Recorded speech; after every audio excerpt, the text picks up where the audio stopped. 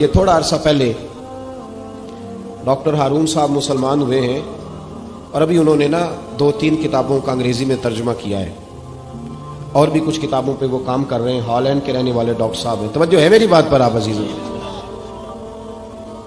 Doctor صاحب کہتے ہیں کہ میں نے یہ سنا تھا کہ مسلمان دہشت گرد ہیں، یہ بم بلاسٹ کرتے ہیں. تو میں جہاں لفظ اسلام آتا تھا وہاں سے میں تھوڑا بچ جاتا تھا، پیچھے ہٹ جاتا تھا. لیکن میرے مزاج کے اندر یہ بات شامل تھی کہ میرے اندر اللہ نے بڑا انسانیت کا جذبہ رکھا ہوا تھا. تو میں ایک تنظیم قائم کر رہا تھا. میرا خیال تھا کہ ایک ایسی جماعت بناؤں کہ جو پوری دنیا کے اندر اسلام، توجہ ہے میرے عزیزوں کی، کہتے میرا خیال تھا ایسی جماعت قائم کروں کہ جو پوری دنیا میں لوگوں کی خدمت کرے اور بغیر امتیاز کے کرے، اسلام والوں کی بھی اور غیر مسلموں کی بھی. لیکن مجھے بڑا دھچکا رہتا تھا کہ مسلمان سخت گیر قوم ہے. میں نے بہت ساری جماعتوں کا منشور اور دستور منگایا اور میں نے کہا میں اپنی جماعت کا دستور لکھوں گا تو پہلے ذرا سارا میں مطالعہ کر لوں.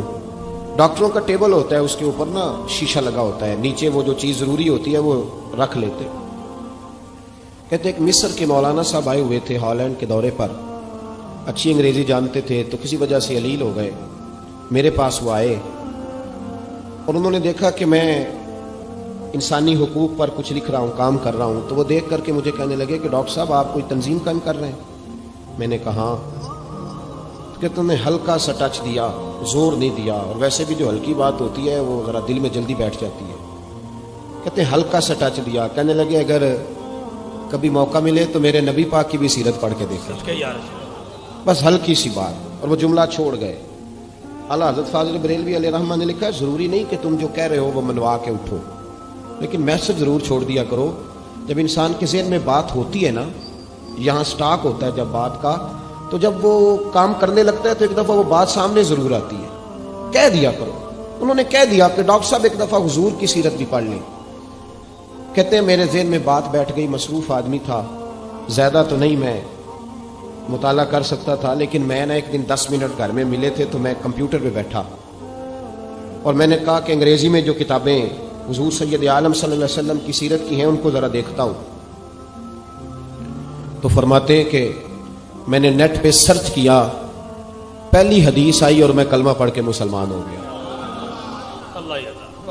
حدیث کہاں ہے؟ سبل الہدی والرشاد میں بھی ہے، کنز الاموال میں بھی ہے، مسند احمد میں بھی ہے، ابن اسحاق میں بھی ہے، ابن اشام میں بھی ہے، اور شاید سیرت کی تمام کتابوں میں آپ کو روایت مل جائے. نبی پاک صلی اللہ تعالی علیہ وسلم کی حدیث اور روایت کرتے ہیں حضرت سلمان فارسی رضی اللہ تعالیٰ عنہ، اور ساتھ ہیں سیدنا بلال حبشی رضی اللہ تعالیٰ عنہ. فرماتے ہیں ہم گھر سے نکلے، حضور نے فرمایا ذرا جلدی چلو ایک ضروری کام ہے. فرماتے ہیں بڑی تیزی کے ساتھ آج روٹین سے ہٹ کر محبوب نے تیز تیز قدم مبارک اٹھائے، تیز تیز. اور فرماتے ہیں ایک گلی ہم نے کراس کی، دوسری گلی میں جو پہنچے تو پھٹے پرانے کپڑے، سادی سی بیوی، اور حالت بتاتی تھی کہ بیچاری کسی غریب گھر کی ہے.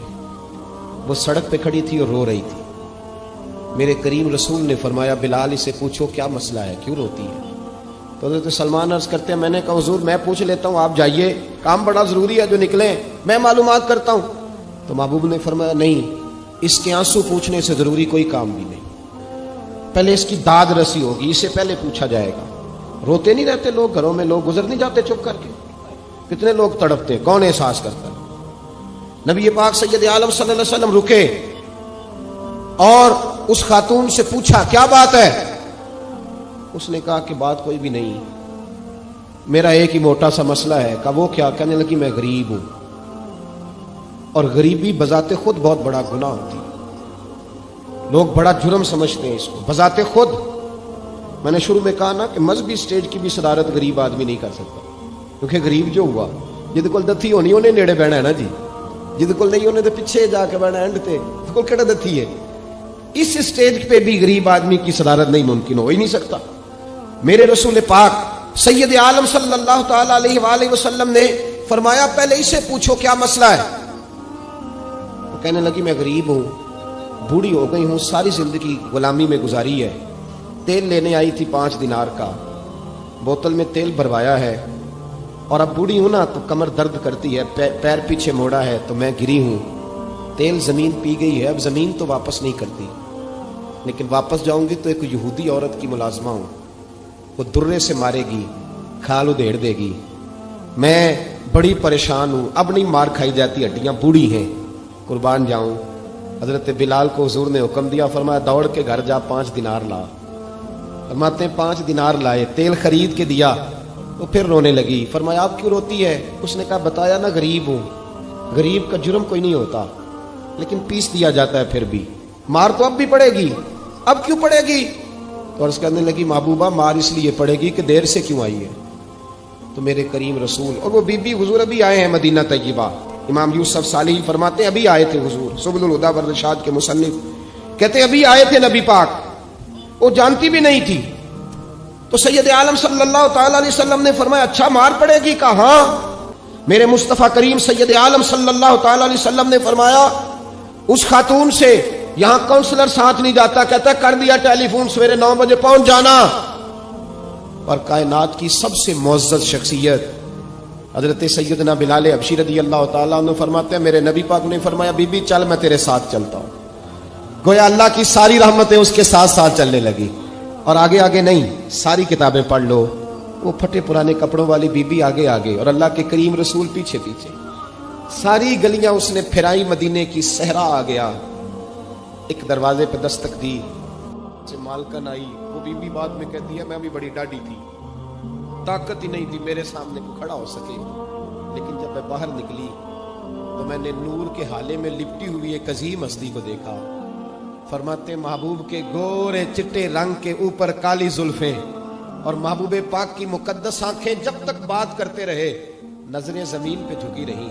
شرم و حیا والے رسول نے بڑے میٹھے، بڑے دھیمے، بڑے خوبصورت لہجے میں کہا، بریلی کے امام فرماتے ہیں نیچی نظروں کی شرم و حیا پہ درود، بڑے دھیمے لہجے میں فرمایا تیری نوکرانی ہے تیری؟ عورت کہتی ہے میں تو حضور کے جلووں میں محو ہو گئی کہ سادگی میں اتنا حسن میں نے دیکھا ہی نہیں، تیری نوکرانی ہے؟ کہا ہاں۔ تو میرے محبوب نے فرمایا بیچاری کی غلطی کوئی نہیں، اسے مارنا نا، اس سے تیل گر گیا تھا، نیا خریدتے دیر ہو گئی، رو رہی تھی تو میں سفارش کرنے آیا ہوں۔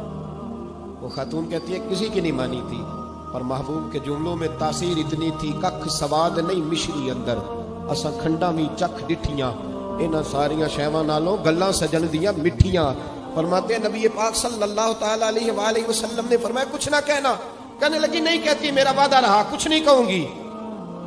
اب میرے حبیب نے پھر نظر اٹھائی اور اس غریبنی کی طرف دیکھا اور فرمایا تو اگر کہے تو میں جاؤں، تو اگر کہے تو میں خود بھیک دے، خود ہی کہے منگتے کا بھلا ہو، تو اگر کہے تو میں جاؤں۔